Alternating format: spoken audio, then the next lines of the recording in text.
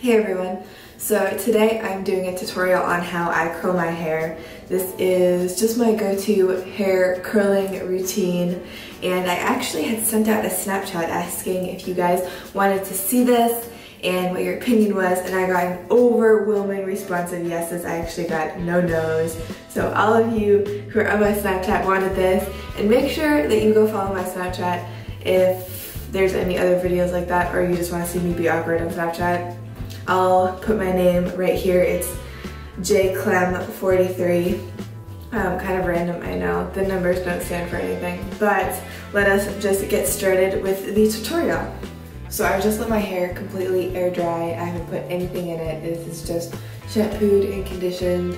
I would sort of say, like, not curly hair, but I have a little bit of a wave naturally in my hair, so it holds curl relatively well. I'm going to start out with a heat protectant, and this is the Bumble & Bumble BB Hairdresser's Invisible Oil heat protector. But I have to say that my favorite heat protectant is by Tresemme. It's just, I think they only have one, just their regular heat protectant. But I'm just going to start by spraying this into my hair if it comes out. Okay, there we go.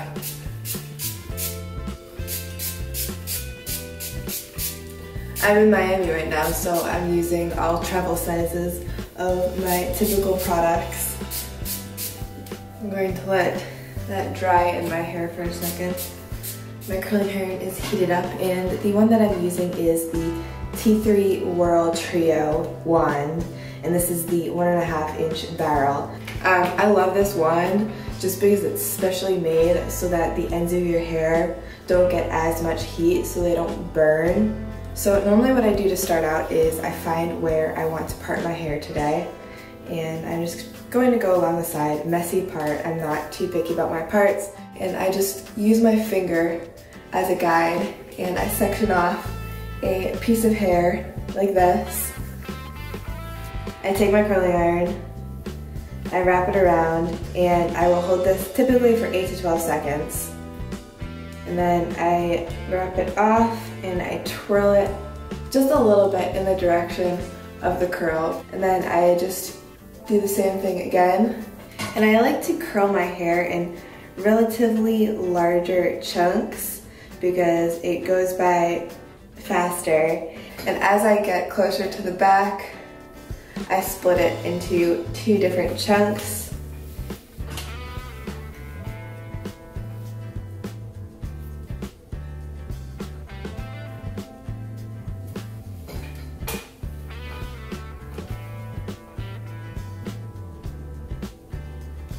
And I just keep going around my head in the same way. Alright, so the first side of my hair is curled, and I'm going to just let my curling iron get back up to its heat just for like 30 seconds because this type of curling iron heats up pretty fast.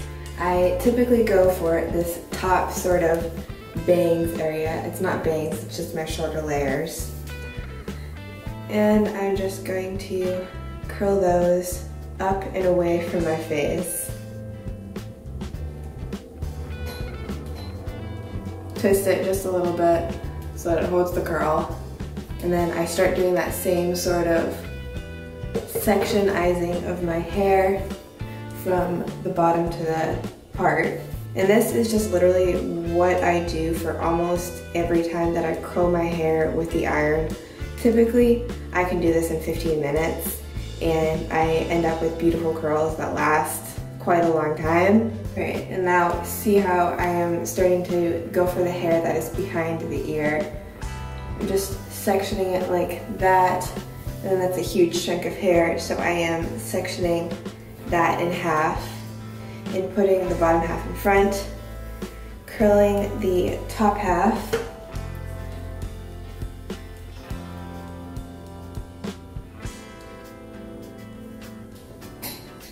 and then taking the bottom half and curling that as well.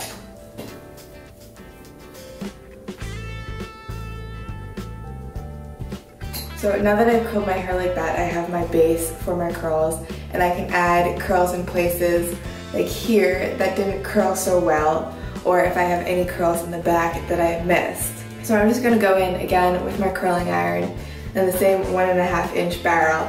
And I'm going to redo my front pieces just to keep them nice and curled. And then I'm going to find little pieces, typically from the top layer of hair like this, that hadn't curled so well or that have already fallen. So basically, the reason that I recurl these top pieces is because after I've curled the whole head and the bottom layers are starting to fall, I will give more volume to my top layers of hair, and it creates just this beautiful like volumizing at the top, and then gets more piecey and a little bit more natural and beachy towards the bottom. Once I am happy with the front pieces of my hair, I flip it all to the back and I use a little mirror just to check my hair in the back, see if there's any pieces that I need to recurl.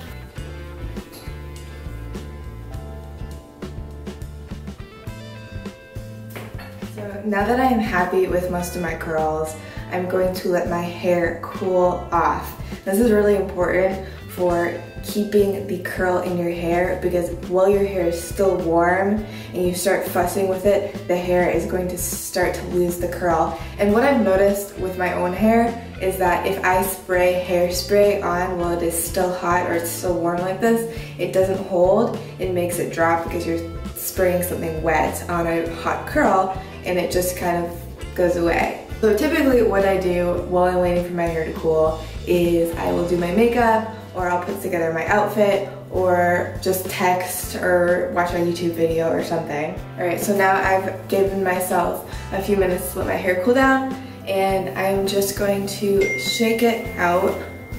My phone's going off.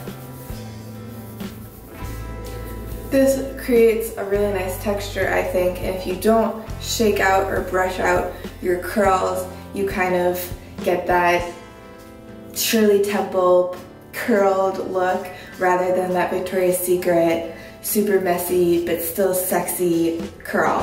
What I'm going to use is this chlorine dry shampoo. It just says dry shampoo with oat milk, gentle formula for all hair types. One of the reasons I use dry shampoo, even though I just showered, is to create volume, and volume that will stay, and it's gonna give you a little bit more of a piecey texture to give you a little bit more of a beachy look. So I'm just gonna spray this in at the roots and use my fingers just to get it in there. It's a technical term, get it in there. Spraying it at my roots.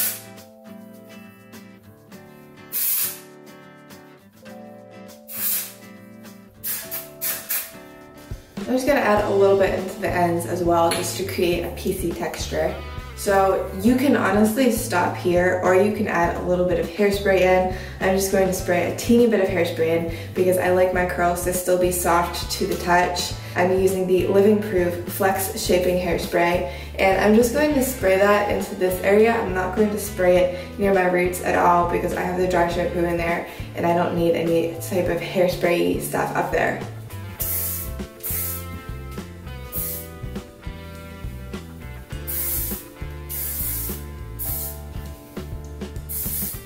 You just need the tiniest amount and it is perfect. So this is the finished look. These are by far my go-to curls when I curl my hair using a curling iron rather than sort of a no heat technique.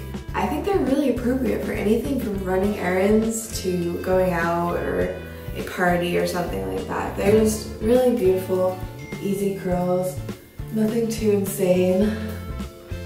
And actually, a little tip for selfie taking with curled hair like this: if you flip your hair over and just shake it around at the roots and then flip your hair back up, and without patting anything, just take your hair, bring it around to the front and sort of do this motion. I don't know if there's a word for that, but like bring your hair around just to create that nice volume. If you're taking a selfie or a group picture or just any sort of picture thing and you want your hair to be a little bit more voluminous, that always helps. So thank you guys so much for watching, and please hit that thumbs up button if you found this video helpful, and leave me a comment down below. Make sure that you follow me on Instagram to stay updated on when I post new videos and just other random life stuff on there. Make sure that you hit that subscribe button if you're not already, because it is always greatly appreciated, and I will see you guys in my next video.